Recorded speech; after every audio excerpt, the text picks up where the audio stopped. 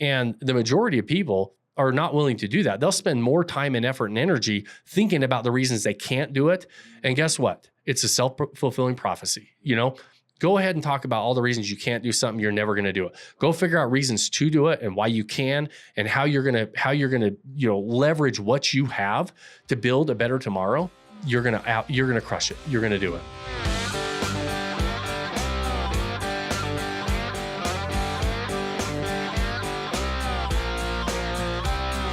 What's up, guys? Welcome back to another episode of the Vacation Rental Revolution podcast. I'm your host, Shawn Moore, and we're back with Whiskey Wednesday. My main man, Jake Shehee. What's happening? Doing some, you're like jumping jacks, some sit-ups, you're like push-ups, you're like getting pumped up for this episode. Let's get fired up. Let's go, man. Today's a great day. Today is a great day. Let's hit the ground running. This is going to be fantastic, man. What do we have on the agenda? What are we talking about today? Okay, we've always got a lot of little things that I don't know quite until I sit in this chair what we're going to be talking about. Some spicy stuff here. We got two entertainment things that are trending right now on social media, if you guys don't know. First is with this play in Hollywood called Jesus Christ Superstar. Big stuff That's happening there. That's a Broadway play. That's been around for a long time, right? It is? Yeah. Oh, yeah. Well, see, there you go. And then the next one is with a man named Neil McDonough. He was on Yellowstone. There's kind of some controversy going on with him and what he's kind of saying right now. Okay. We'll go over that. Then we're diving into some STR questions about retirement. So we're going to play devil's advocate on being the top 1% properties. We're going to go over some strategic things there. But first and foremost, we got to tell people, go on Facebook right now and go to the Vacation Rental Revolution Facebook page. Reactivating it, getting more. How's it look? I haven't seen it. Man, we're doing fantastic. We're posting Josh stuff on there. He's doing a fantastic job. I know we've got some more. Like we're intentionally trying to get some community engagement. And we've got a community manager in there, going in, because we've been posting stuff. You post stuff, right? Yeah, but he's doing a great job boosting engagement. Go into that Facebook page, post about your property, post questions you have. Let's get that thing fired up. Yeah, that's the main thing. Okay. But first, here's our first topic. All right. Okay. So we have two devil advocate things we can kind of debate about on the first one. So this first one, Jesus Christ Superstar, this Broadway play. Okay. People on social media are getting really upset because they're saying, when is enough, right? You can say, you can mispronounce somebody's pronouns. You can do all these things and get canceled. You're done. You're done. You're canceled, right? But when it comes to Jesus Christ Superstar, the person that is playing Jesus is a queer, Black, British woman. And people are going, okay. I've given you too much leniency. Once you start kind of mocking my religion and my God, you got to have a backbone somewhere. Right. Do you have a hot take on this at all? Do you feel like, man, just let them do their thing. It's, it's broad. They're acting. But at the same time, do you feel kind of hot about it in any way? I'm so disconnected with that world. I got to be real honest. I think the woke culture for me is completely dead. Just be you, right? I don't really care. I don't care who gets cast as that. If she's the best person to play in that play. I've never personally seen the play, so I'm not sure what it is. But I'm going to get it. When you start talking about, some very foundational beliefs for a lot of people, Christians specifically. Yeah. And you have, so what's the problem? Do they not like that she's gay? Do they not like it's a woman? Do they not like her race? I think it's a little bit of all. Because I would think, I don't know. Maybe Jesus can be all of those things. See, now that's dude, you just brought up another huge argument, because now biblical scholars are being like, well, where does... Because then some people are going well, God doesn't have a gender, right? But then people are going, well, this isn't about God. This is about Jesus, right? So this is a different thing. He came in man form. Listen, I can understand people getting a bit riled up about that, right? It's, I don't think that, there are, I would assume, certain characters that you're going to portray certain ways. Right. You're not gonna have a white man play Kunta Kinte as a slave, right? Right. And so so everybody be really pissed about that. So I get that people are going to be upset, but I also get, hey, listen, if she's the most talented person for the part, maybe you cast this is her. tough. Okay, you just brought a huge point. Okay, say Grace, she goes out and she auditions, and they go, Grace, we want you to play Harriet Tubman. And you go, well, guys, I mean, sure, if she's the best to play, but then some people get mad at you or they get mad at Grace. Do you go, well, hey guys, she auditioned, you Right. know, they chose her for this. Right. Does that like get you fired up at all? Because if I have a daughter and if they choose her, then I go, I stand with my daughter, right? She won the part. Right. No matter what these other people are saying, she won the part. Right. So it's kind of like, ooh. What she is, what my daughter is in she is in a lot of plays. She's tried out for some Broadway shows. She's been in a lot of different, live theater stuff around here. And the reality is there are certain plays and parts. Now, I doubt this is the case for this one, but there are certain plays that they have very specific characters that are certain genders, certain races. Right. And they don't have that. They don't have the people actually audition for it. And so they get cast as, and like she was just in School of Rock. And Tamika, who's played by a little black girl in this belting, beautiful voice in the show. Yeah. They're casting Tamika. Well, they had a very talented little black girl that was cast for that part because that's the character. Right. The problem with it is they only had one, and there's two shows. The second cast had a little white boy play the part, and he had to be Toby. And so I can't remember that. Maybe I think that's what they had. But they had to change because they didn't have the when you're casting, like I get live theater just because my daughter's a little bit, like not a little bit, she's in a play all the time, right? And there are certain characters you're trying to cast, certain genders, certain races, certain ages, everything else, right? It's a character in a play. And sometimes you don't have that option to choose. And you say, hey, listen, we have to choose the most talented person for the role, and they have to change the roles up a little bit. Now, I don't know about this one, Jesus Christ Superstar. They might have had some really good options, and they, you have a casting director that wants to do something a little bit different. Look how much publicity they're getting, and then it's entertainment, right? You're bringing some good points. There's a lot of different angles that you could go here, right? That's a really good. That actually reminded me of something. When I was in college, in Atlanta, there was a huge thing going on in Atlanta about this dance school. I'm forgetting the name of it. They did a dance where the name of the dance was Pariah, and it means like outcast. If people don't know, it means like outcast. And the main dancer girl was a black woman. And people were going outraged about they're making fun of people, and they're harboring prejudice, and they're doing this. It was this huge outrage, right? But then the director of the dance came out and said, "Hey guys, we had tons of people audition.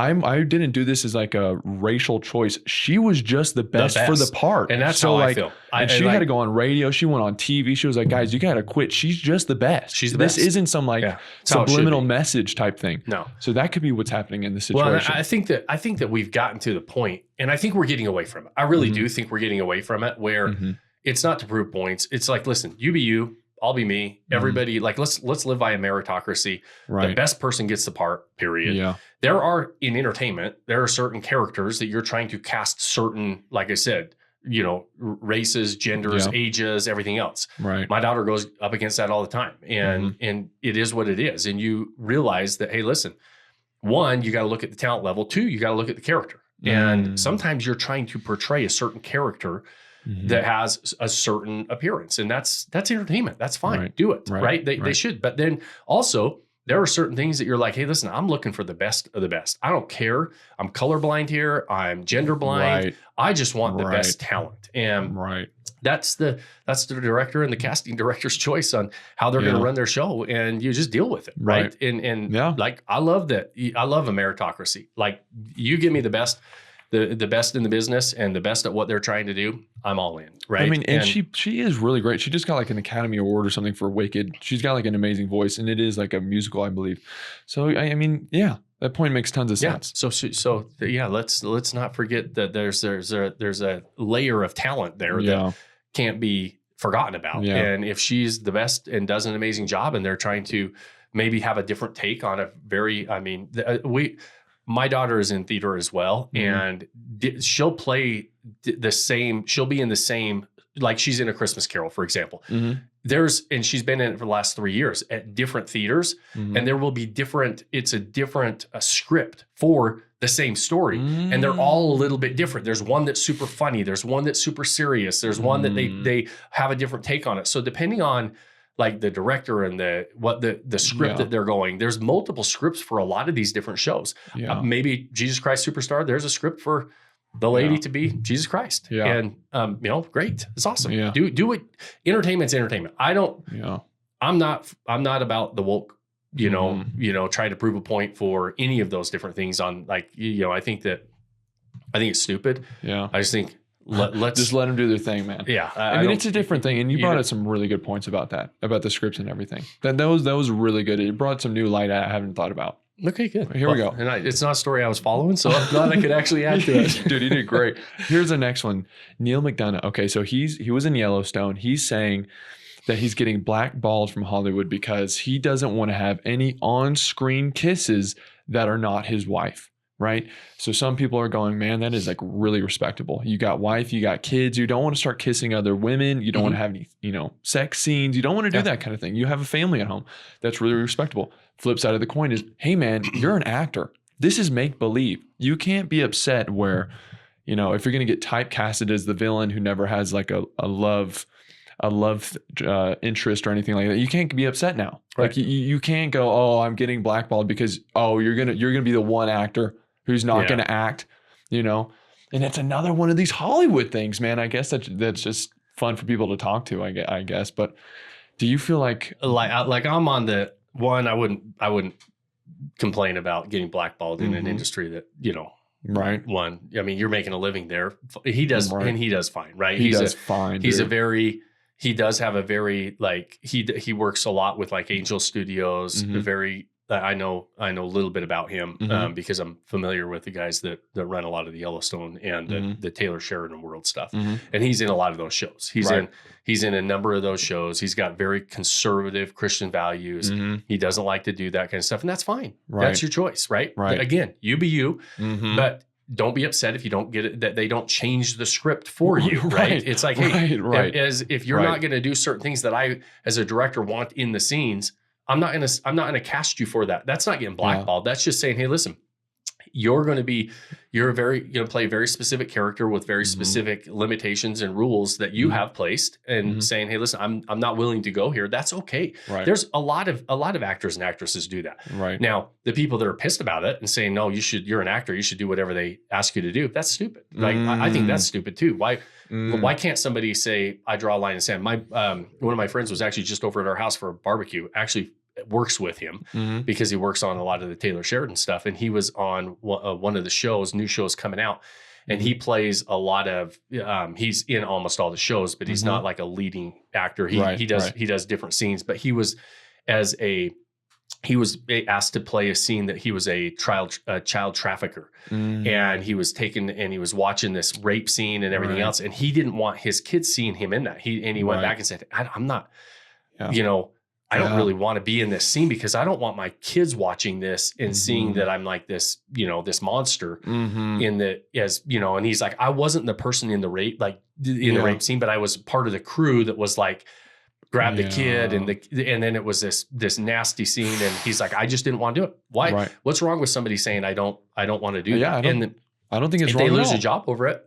That's also the director's choice or the producer's choice or whatever else. Right. But having things you will do and won't do. What's wrong with that? Again, just be you. And if somebody doesn't like it, they don't like it. Maybe you lose a job or two. I don't know that you got blackballed or blacklisted or whatever else. I'm not sure about that. I've seen you in quite a few shows. Yeah. He was just in a rodeo show, The Last Ride or something like that. I saw my kid. I didn't watch it. My kid saw him in that. I've seen him in. He's got a big part in Yellowstone. He's got a big part in Tulsa King with Sylvester Stallone. He's in a lot of things, man. Yeah, I mean, I like him. I think he does a good job. Yeah. He always kind of plays that same role as kind of a villain. Well, that's kind of your role, dude. I mean, that's what you got. Hey, and if you're good at it, just lean into it. I mean, if that's your line in the sand, and that's respectable. As a man, I can go, hey man, I respect that. That's your line in the sand. So you do your thing, but don't complain. You can't don't go on a talk show and be like, I'm being blackballed. It's like, no, man, you made that choice. Right. So that there's their thing. All right, now let's kind of decompress. All Let's right. get away from. Can we this, talk about some investing stuff, out of vacation rentals? out of the woke, out of the entertainment. We're gonna go into some real stuff here. We always, you know that like I'm getting pretty calm about how I'm answering a lot of that stuff. I'm trying to get the blood pressure up a little bit. You know, just man, I'm like calm, cool, collected. I'm Easy. like on my. It's I'm like on Batman. Huh? Like Batman. You calm, cool, in the face of trouble, dude. Okay, here we go. So I saw once again, I mean, if anyone's like curious about how America is doing on their savings and retirement, go to Yahoo. Go to Yahoo News. They are publishing so many articles about how retirement is like terrible for Americans, how people are not saving up. And then when you read it, you're like, man, this is really depressing and really scary. But anyway, so they're saying, how Americans haven't saved up. They haven't put enough in their accounts. They're saying the average 55 to 64-year-old American has $244,570 in their 401k. To me, that doesn't seem, first and foremost, like a lot of money. That seems scary. Like we've talked many times on how, you know, the traditional game doesn't work and how you're being lied to and how people, you need to wake up, man. If you're like working 9 to 5 and you don't know what's in your 401k, you just think it's been growing well, you need to look and you need to like prepare because everyone else is saying it's not enough. So I want to kind of put you in their shoes, right? You're an average everyday American. You're 55 to 64. You wake up, you look at your 401k, you have $244,570 in your account and you go, man, that's not going to make me. That's not going to last. What would you do with that money? Of course, we're going short-term rental, but how would you handle that? Would you try and go, I need 3 right off the bat. Let me just get 3. Or would you go, let me get 1 that's doing really well?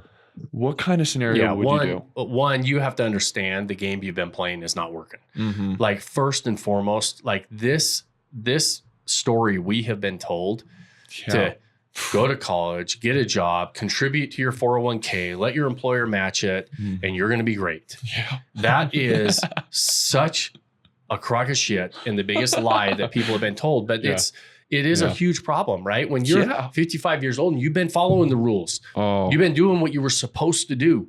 And all of a sudden you got 250 grand on average across the US in their 401ks. Those are people that are hardworking Americans that are contributing and doing the things that they were told was the right thing to do so that at 65, they could retire.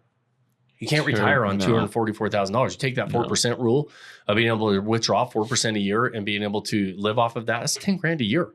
250 grand, taking 4% out, that's $10,000 a year. Can you live? Can anybody live in the US on $10,000 a year? No. If you're getting a 10% return on that and you're able to take out 10%, that's $25,000 a year. It's very, very difficult to do. So you realize the game that you've been taught, the game that they told you to play, that's not the game that's going to help you in the end. Right.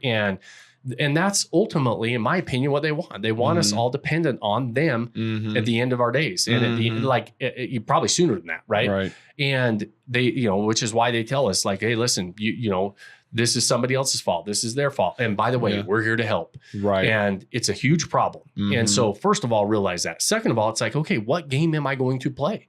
And maybe short-term rentals is part of that plan. Maybe it's not. At the end of the day, you have to realize that, okay, what can I do to take some of that money, take some of my active income right now to continue to add to something else instead of the game they told me was the smart play. Right. In my opinion, I think that real estate is by far and away the best move for the average American. And the issue is there's fast money, there's medium money, there's slow money. Fast money is our everyday hustle, grind, paycheck, active income, right? What are we doing to get those dollars today? I've got to be able to invest into medium and slow money. We all have to have all 3 of them. Real estate's more slow money. And so we have to say, can I maybe leverage that money I've got? And then this is what they scare you with as well is, oh no, if you withdraw early, you got these penalties and you got this and that and the other, which you do, you're going to pay them. But that's their threat to keep it in there, keep it in the system. I mean, that system's not working for you. So get it the hell out and figure out where else to put it, in my opinion. Yeah. And maybe like real estate is a wide ocean. It's a wide world, right? And there are different lanes of real estate investing. All have pros and cons, including short-term rentals. The next step is to educate yourself. Invest in yourself. Invest in some education on, and a lot of that education on the front end is time, right? Just spend the time. to figure out what lane that you think is going to be the best option for you. Maybe it's starting a business. Maybe it's not real estate. Maybe it's something else. Right. But figure out what it's going to be different, because the plan you've been on doesn't work. And I feel like that this is the hardest part of that, is jumping ship on a plan that you've been sold your whole life. I know. And even looking in the mirror saying it doesn't work. But guess what? The unknown is scarier than the plan that doesn't work. And so people never make the move. They just sit there and they say, oh, I'm just going to keep doing it. And maybe someday I'm going to wake up and this 250 grand is going to take care of me for the rest of my life. It's not. And then ultimately you're dependent on who? Probably governments and handouts and everything else. That's what they want. Don't give them that. That's so scary. You know, you've got to be self-reliant. It's why we talk about this all the time. It's like personal responsibility, self-reliance, not being the victim. Those things that we were talking about in the front end. Everybody's up in arms because you mentioned a black gay woman playing Jesus Christ in Jesus Christ Superstar. Who gives a shit? If she's the best, she's the best, right? I get that people are going to be upset about it, but guess what? It's entertainment, right? They're not saying that you have to believe in it. They're not saying you even have to watch it. You don't have to support it, right? Like, why are we making all these different categories to be victims, right? And so at the end of the day, who cares? Who cares? Go take, go, like, what does Andy Purcell say? Personal excellence is the ultimate rebellion. Go say, hey, listen, I'm going to go figure out this game on my own, and go figure out a game that is worth playing, and a game that I can start to build and start to be excited about. It's not always easy. It's going to be scary as hell the first time you decide I'm going to maybe take that money out of my 401k. Maybe you do, maybe you don't. I'm not giving anybody financial advice. I'm saying, listen, you've been doing that game, playing that game for a long time. If the average 55 to 64-year-old American has $244,000 in their 401k, that's not enough to retire. So that shows you that the plan you've been on, the blueprint you've been following, is not going to work. So have the guts to say, listen, I'm 55 years old. I'm 65 years old.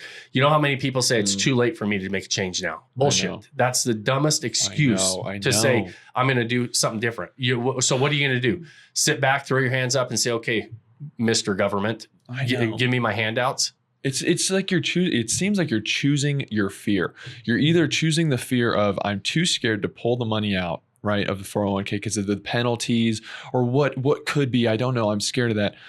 Or you have enough fear to go, I'm not going to be able to live like I've worked. I'm not going to be able to maintain my life in my early or my late years. Where it's time for me to relax now, to reap what I've sown. I can't do that. So you're either going to have the fear of not knowing what to do, the unknown of pulling it out, or enough fear is going to light a fire underneath your ass where you go, I've got to do something. Something's got to change. And man, you got to choose, man. I mean, it sucks. It sucks to hear that people that have like worked are just now going to be in this rut, and they're going to have to try and figure it out. And it's, guys, you have the power. You have the ability to make a change. Man, that's scary. Yeah, it's a hard pill to swallow. I mean, it's hard when you see that number. Oh yeah, at that age, how many people do we talk to? I talk to people all the time at Vodyssey.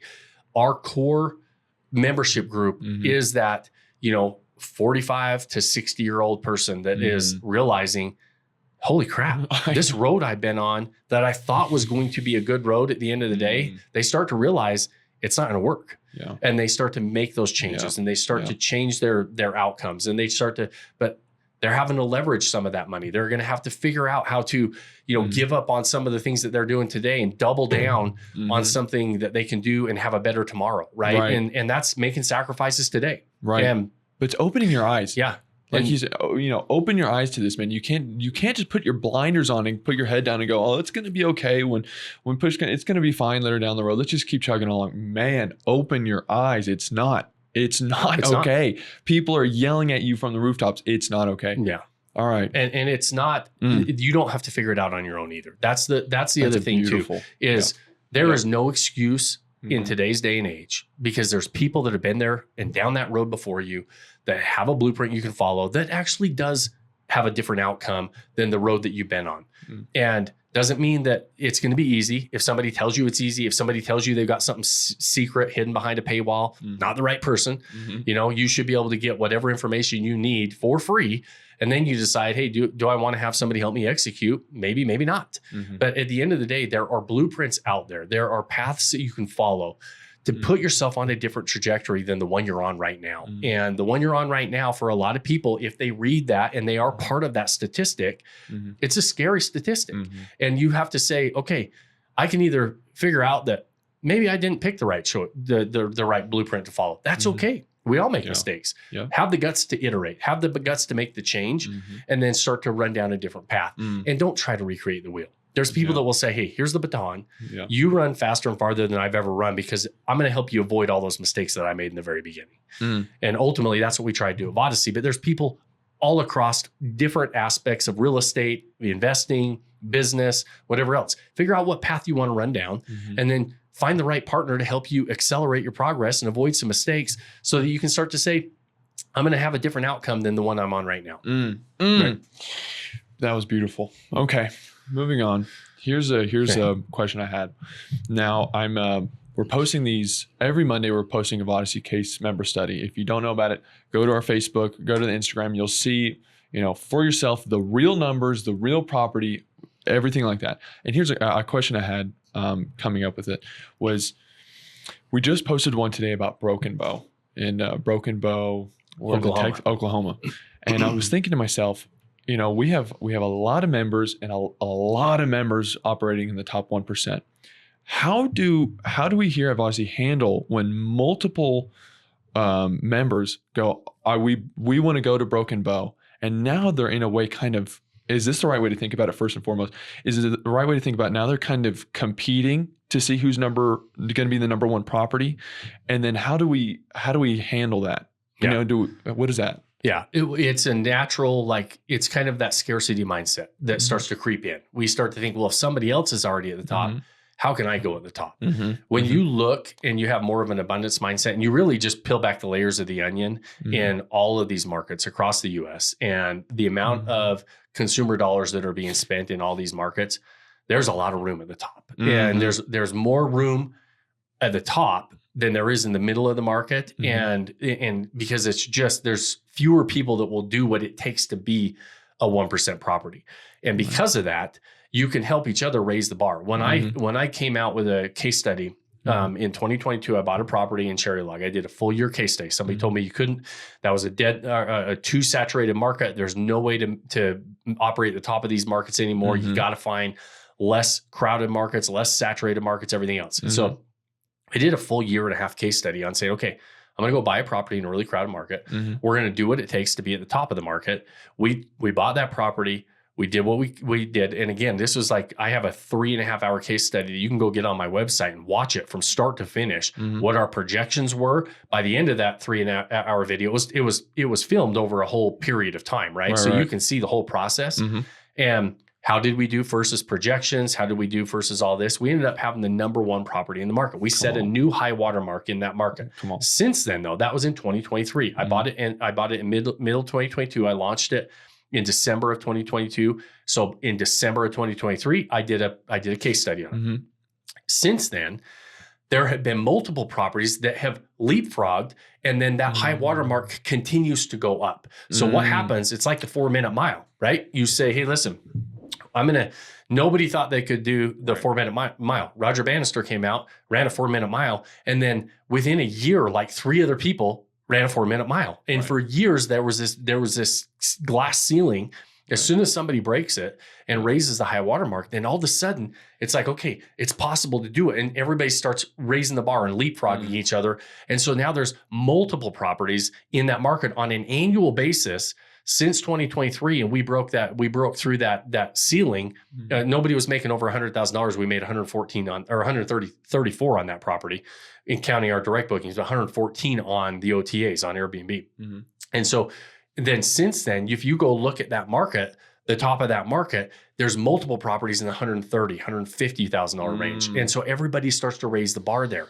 So if people would, the consumer in the short-term rental space specifically, and this happens in most industries, but the consumer wants to spend money on a really good experience. When somebody is there creating a great experience, what they're doing is giving the belief that somebody else can do it as well. Mm-hmm. And guess what? I have very limited inventory. I have 30 days a month that I can rent my property. Mm-hmm. If there's a lot of demand in a market, there's no way I can service all that demand. So there's so much more room at the top because there's fewer people willing to create these great experiences, design these properties to be fully immersive experiences.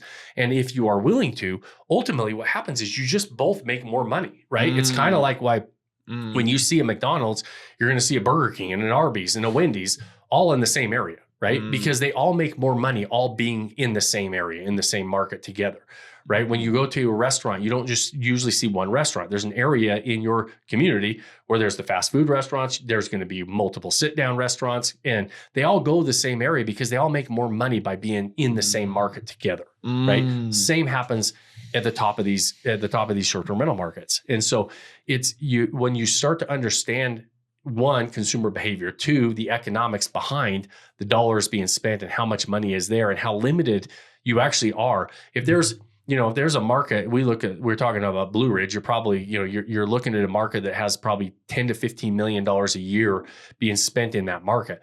Even if I narrow it down to just a certain bedroom count, you probably have $5 to $7 million a year. And so you've got $500,000 a month, let's say, in a market being spent on 3 bedrooms. You have a property and you have, even if you had, $1,000 a night property in a 3-bedroom and you were charging $1,000 a night, you can only capture $30,000 of that, of that $500,000 a month that's being spent. And most of the money is spent at the top of the market. And that's also where the least amount of competition is.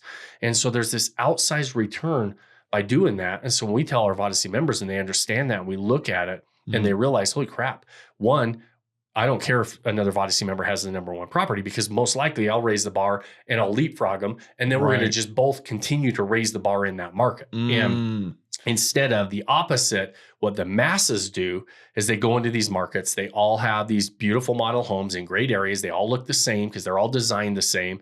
They all compete on price, because if the consumer can't differentiate what you have different than somebody else, then it's a commodity. And the only difference is price, right? And so they just sit and struggle in the middle of these markets. And where I say everybody goes to die. And so when you start to say, hey, listen, I'm going to be attracted. I would rather go into a market that has a very high producing property, because I know the consumers are already willing to spend money there. And we're getting a recipe that and some really good indicators that am I maybe going to be able to, like when I went to Cherry Log, when you set a high watermark, you're guessing. You're saying, hey, listen, top properties at $80,000. I paid $800,000 for the property, went and refurnished and everything. At $80,000, I would have lost money. I knew I had to set a high watermark in that market, but it was way less predictable than if somebody was already making $130,000 on their properties in that market. Now, the nice thing is that market is very attractive, because people can go look and say, oh man, there's properties in the $130,000, $150,000 revenue range in this specific market, bedroom count, everything else. And it wasn't like that 2 years ago, which is pretty fun. Okay, that was really interesting. So the parameters of the question, first and foremost, don't even apply, because in the scenario I brought up, it seems like there's a level that cannot be beaten. Like you're competing to see who can get to the top. Whereas the truth is, multiple people are just going to keep raising the top. You're going to keep going up. Okay, so that was okay. Now here's another question. As you were talking, I'm thinking to myself, would it be better to advise someone to go into a market where there's already evidence of somebody operating in the top 1% and they're charging a way higher price and doing that unique experience? Would you rather go into a market where you already have evidence of people willing to pay for the money, or would you try and find that market where everyone just kind of looks like a commodity? Or is it the same thing? This is when you have evidence, again, it gives you a layer of predictability, right? There's going to be a ceiling that a consumer is willing to pay for certain things at certain times. And so ultimately, having evidence that they're willing to pay a certain amount is a lot more predictable from an investment standpoint, right? I can underwrite, because we're always looking backwards when we're underwriting. When we're projecting forwards, we're guessing, right? We're saying, hey, listen, if I have to get this amount. I think I can do it because nobody else is doing what I'm going to plan on doing, but you don't know yet because nobody's run down that road before. It's uncharted territory. So it's from an investment standpoint, it's much more predictable to find those markets that somebody is setting a really good bar and a high bar. And a lot of people look at that from the exact opposite. They're like, oh, don't go in there because you got to compete at the top. Well, it's like, I like that because I can see that the consumer is willing to spend money at whatever experience or proximity or type of house, whatever they're offering. I can use that as a little bit of predictability of when I'm underwriting. And so if I don't have that, I'm guessing at the high water mark and what that is. And there's going to be a limit at different times. And that's why it's fun to have multiple people competing, because it's way easier to raise that watermark if there's multiple properties instead of one that keeps trying to inch up. It keeps trying to inch up. It's hard when you're trying to separate as a single property from the pack, because the market has kind of determined I'm willing to pay X amount for this type of a property. And if I give a better experience, I'll pay you more, but there's going to be ceiling. That year that I was doing that, we were setting that high water mark. The next year that I went out, I said, okay, we did the case study. I didn't want to try anything too crazy, right? We wanted to make sure that we followed our process. The next year, I tried to push my price because I had really high occupancy. I had a 78% occupancy. In my mind, that was too high. I want to have lower occupancy, higher prices. I tried to push my prices above a $400 or $400 a night range. I averaged $378 a night that year. Wouldn't think it would be hard to push me to $400. Wow, that didn't seem like that much. The minute I got above $400, I heard crickets because nobody in that market was charging an average of $400. They would during different times of year. I'm talking about my average baseline price. And at that time, a 3-bedroom property, the consumer was saying, hey, listen, I'm out. We're not paying $400 for that property and I was averaging $378. Doesn't seem like a $22 difference on my average baseline. And the consumer said, nope. And so I went the first 2 months of 2024 and in January and February, and I almost was hearing crickets. I had 1 or 2 bookings because I was trying to push that price. The minute I dropped it, I had a 3 in front of it, immediately started. Now, today, because other people have come into the top of that market, we can have a baseline that's higher than that. But it was like now that I've got, and it's not a whole bunch of properties, it's a handful of properties, and we all make more money by being able to compete at the top with each other. Okay. Two more questions, and then we gotta wrap this up. This is fantastic. Go deep into this. Here we go. I want to keep going because this is really interesting. So the more properties that are pushing the high water mark, they're into the 1%.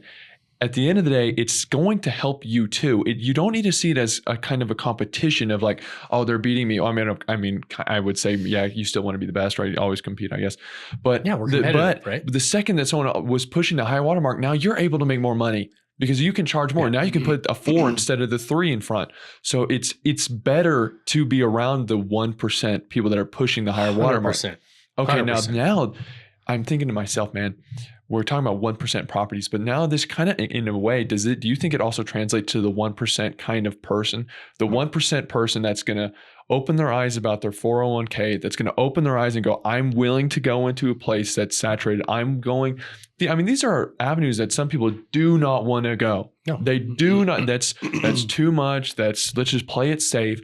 It takes a type of person and mindset to do what you're talking about. That's huge. 100%. Right? I mean, you got to realize, like we talk about a lot of this stuff online and our podcasts and everything else, and we try to help people, like we say, walk into this with their eyes wide open. The majority of people that we talk to that are actually saying, hey, I want help. Like they reach out and say, I want to help you accelerate. Guess how many of those people on average actually do something and actually move forward from there? It's still a low percentage, 20% of the people that we talk to that are saying, hey, I actually still want to. And those are the people that actually raised their hand and said, I want to have this conversation about what does it take to move faster? What does it take to accelerate? So you're exactly right.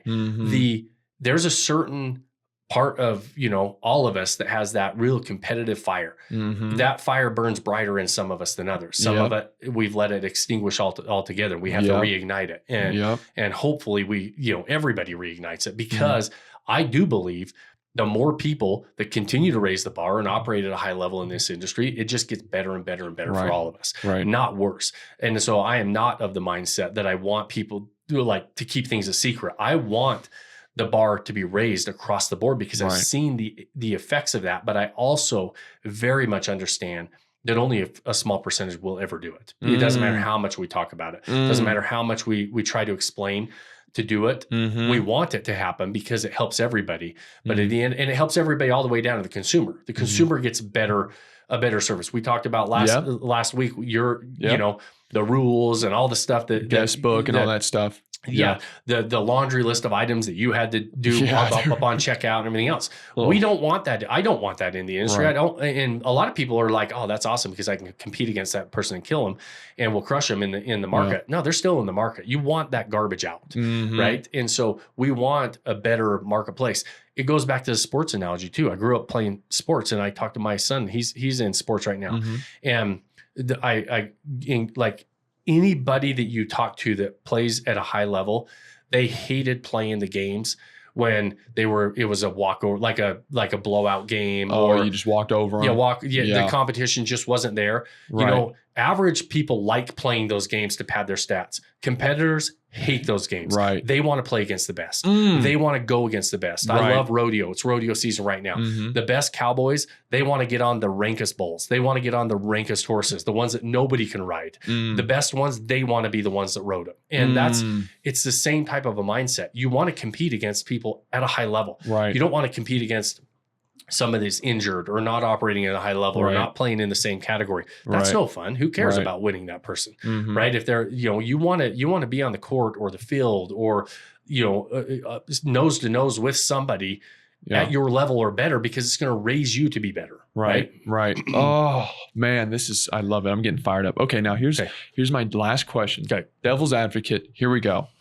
What would you say to somebody who's saying, man, you guys are only in the top 1% of the properties. You guys are only at the top because you can afford to put that amount of money into the design and the photos and the pickleball court, all that stuff. You're only like that because of the money you have. Someone like me that's average, that doesn't have that amount of money, I'm in the middle for that reason. Would you say, man, you just didn't take out a big enough loan, dude? What are you talking about? Or you go, no, you can find still amazing stuff on Amazon for super cheap. You're just not doing that. Or, I mean, what kind of argument immediately comes to your head when someone just wants to put out an excuse like that? Stop being a victim. Okay. Right. Stop being right. Stop. Like if I heard like the minute you start talking, immediately my head just goes to really? Yeah. You're gonna stop your pursuit of this because you're saying I have a better advantage than you. That's such bullshit. You know, how do you know what advantage I have? How do you know how much money we put in properties? We're investors. We have to get a return on all this stuff as well. Figure out what you have and then figure out how to play the game. First of all, figure out the rules of the game you want to play. Figure out how to play it at a very high level. And then you start to figure out how to leverage time, money, knowledge, right? All those different things so that you can say, okay, maybe if I do have more money, it just allows me to go buy bigger properties. It doesn't allow me, like people come in with certain budgets and I say, hey, listen, you think you're going to go buy $1 million property. My suggestion is we go buy a $500,000 property and absolutely crush it in that because you have enough money to get it to the finish line. And a lot of times that's one of the biggest front end conversations we have. I'd way rather see you buy a lesser property because maybe you don't have enough money to compete at the $1 million range. I'm just using that as an example. Right. I'm with you. Buy a lesser property and get it to the finish line, crush it, and then parlay that into something bigger and better. But just to sit there and say, I mean, how do you know what my starting point was? How do you know, I mean, how long we've been doing this? All you're doing is quit comparing, figure out the game. Figure out how you can play the game at your current level and what it's going to take for you to do different. Yeah. And the majority of people are not willing to do that. They'll spend more time and effort and energy thinking about the reasons they can't do it. And guess what? It's a self-fulfilling prophecy. You know, go ahead and talk about all the reasons you can't do something. You're never going to do it. Go figure out reasons to do it and why you can and how you're going to, you know, leverage what you have to build a better tomorrow. You're going to crush it. You're going to do it. Right. And so at the end of the day, you know, go figure out how to play the game and then take your resources, figure out how to leverage those resources. And it's all three of those: time, money, knowledge, and being able to figure out how to play that, go take what you have and parlay it into something bigger and better. Man, just stop being a victim, bro. You can do it. You can do it. You like slap yourself in the face, man. Look in the mirror. What are you talking about? Exactly. Like, come on, snap out of it, dude. What are you talking about? Yeah. All right. Well, man, if that doesn't get you fired, if you're listening and you're not fired up to go get a 1% property, I don't know what will, bro. I don't know. Hey, I don't know. It's a pretty fun. It's pretty fun to be at the top of those markets. I know. And it's pretty fun to see other people do it too. There's a level of competition, like you said. I like, when we drop to 2 or 3 in that market, and then we're like, okay, I gotta jump back up. I gotta leapfrog back to the top. It's that kind of gets your juices flowing a little bit. I mean, the one I saw, the one we posted today in Waynesville, Michael's property in Waynesville, North Carolina, man, when you look at the AirDNA data, and I'm looking, I go, man, this guy is making what, $68K more than the second property, and he's got a higher nightly rate and still higher occupancy. Like, he's hitting on every mark. And then he goes, oh yeah, I'm doing so good, I'm going to go get another second property, and I'm going to try and make that one 1% too. Yeah. And you go, man, once you start, when you're winning, I don't understand why anyone would go back. Why would you go back? Exactly. But the problem is people see, and everybody wants the view, nobody wants to climb. Right. People see the end result. Yep. And Michael's been in our program for a couple of years. He's an amazing student, and he has put in the hours. He has struggled through building up what he has today, right? And nobody sees all that, right? Yep. You do within our Vodyssey family. But again, he could have said, oh, it's going to be too hard. Oh, right. It's not worth it. Yeah. Oh, you have an easier road than me. Yep. He didn't. He said, okay, here's the recipe. Here's the blueprint. I'm going to follow this. And many conversations of tough times and tough days and tough decisions. And ultimately staying with it and being persistent and being consistent with everything that he's doing and putting in that effort, so that now he looks back and says, yeah, I have this property. He also has another property that's on its way to the top of that market. That's awesome. And it was, I mean, it's a painstaking process that never ends. But instead of, you look back 3 or 4 years and you're like, holy crap, look what I just built. And that's pretty dang fun. Isn't that seems like, I mean, I'm totally dragging on here. I'm sorry. We'll wrap up. But isn't that just so much more like, okay, so say you've been lied to with your 401k, right? And you look back and you go, man, I spent all that. I mean, it's two different feelings. You can have your 401k and you can look back and you go, man, look at all the time I spent at this company. But bro, what do I have to show for it? Now I'm struggling, right? Yeah. And then it was kind of like, what is the saying? Like the road to heaven feels like hell, but the road to hell feels like heaven. Man, you're in your 9 to 5 and you end up and you're like, bro, that was so easy. But then at the end, you have nothing to show for it. Right. Or you struggle, like you said, the easy button or whatever it is, and you're going to struggle for it. But then you're going to be able to look back and you go, man, I have properties in the 1%. I can take care of it. I can go vacation at these things. Like, look at what I built. I don't understand how this isn't like connecting with people. It's a different mindset, I guess, just across the board. It's different. You got to realize we've been indoctrinated our whole lives to a whole different ballgame. Yeah. Right. And so, I mean, it's not like, people are, idiots out there. I mean, it's just, we've been exposed to one way of doing things for so long. Yeah. And, and we've had little pieces of exposure to this different lifestyle, but we don't really understand what it took to get there. And so we go back to our own way of thinking. And so again, it's just, it's like, I'm not mad at anybody like when they're complaining about the actress that gets the part or understanding somebody that sticks by their values. It's like, hey, listen, there's room for everybody. There's room for everything. Let's everybody be themselves. Go build your version of what, like we always say, build the life you don't want to take a vacation. You go do that for you and forget about what everybody else is doing. Forget about pointing fingers. Forget about saying, well, you have this advantage or you have that disadvantage. And I'm not getting it because of this. Forget about that stuff. It doesn't matter. At the end of the day, you might be right. Yeah. You might be dealing with a black on a blacklist. You might be, subject to some prejudice. At the end of the day, it might be true, but what does it matter? You still have to go do your thing. Yeah. You still have to build your life that you want to have. Yeah. And at the end of the day, whether you're right or wrong, it really doesn't matter. Go do what you can do to build the life you don't want to take a vacation from, that starts to look like and form a different tomorrow than what you maybe have as a reality today, if that's what you want, right? And forget about whatever disadvantage or advantage you have. Forget about what everybody else is saying. Put your blinders on and go to work. Yeah. Man, sun's going to come up tomorrow. Either way. Yeah. No matter what End people of are the thinking day. or feeling, Yeah. the sun's coming up. There you go. That's it, man. I got Okay. to call it. You did Okay, we're great. calling it. Oh, that was a long one. Yeah. Whiskey Wednesday. Yeah. We kept going. Time Sorry. flies when you're having fun, Hey, man. all right, guys. Listen, we know how valuable your time is. I hope you got something out of this conversation. I hope you. We always appreciate you spending your time with us, and we hope you walk into this short-term rental game with your eyes wide open. It is a fun game to play. There's a lot of nuances to it, and we try to talk about a lot of those on the podcast. If you know somebody else that would like to be a part of these conversations, share the show. Those things are important to us. They're very helpful. If you have more than 30 seconds, like it or review it on whatever platform you're watching or listening on. Go check out our Facebook page that is getting a refresh, a revamp. Some we'll make sure that we're in there engaged and getting those questions answered. It's the Vacation Rental Revolution Facebook page. So go check that out as well. And then most important thing, I've said it a couple times at the end of this episode, just go pick that one thing you can do today, start building that life you don't want to take a vacation from. Cheers, my friends. Cheers, brother. Cheers.